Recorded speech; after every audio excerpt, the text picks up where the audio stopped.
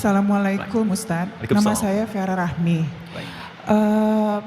Ada berapa pintu surga yang kalau tadi kan Ustadz jelaskan ada satu pintu surga yang akan dimasuki oleh orang-orang yang berpuasa.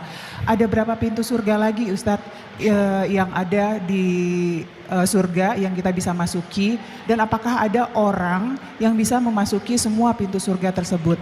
Masya Allah. Setidaknya dalam riwayat-riwayat yang sahih ada 8 pintu surga. 8 pintu surga yang dapat dimasuki. Yang 8 ini akan terkait dengan spesifikasi amalan hamba saat dia berada di dunia. Contoh, kata Nabi saat sedang berkumpul seperti ini, Nabi sampaikan ada orang-orang yang akan masuk surga dengan pintu puasa, disebut dengan Ar-Rayyan. Ada orang-orang yang ahli tahajud akan masuk pintu surga, disebut dengan babut tahajud, pintu tahajud. Ada orang-orang yang gemar bersedekah saat di dunianya, maka orang ini saat masuk surga masuk pintu dikenal dengan babu sedekah, pintu sedekah. Yang paling menarik, ketika Nabi sampaikan ada pintu Ar-Rayyan, pintu tahajud, pintu sedekah, tiba-tiba satu orang mengacungkan tangannya. Kata beliau ini Abu Bakar As-Siddiq, ya Rasulullah, wahai Rasulullah, adakah yang saat masuk ke surga dipanggil oleh semua pintu tadi? Jadi ada nggak orang yang saat hisab itu semua pintu bersautan, ya Rasulullah, ya ada nggak? Hei, aina ahli tahajud, aina ahli sedekah, aina? Wah, semua nanya.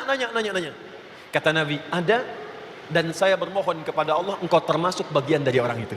Tapi tidak cukup dengan amin ternyata. Begitu kalimat itu disampaikan, ternyata Abu Bakar berikhtiar untuk meraihnya.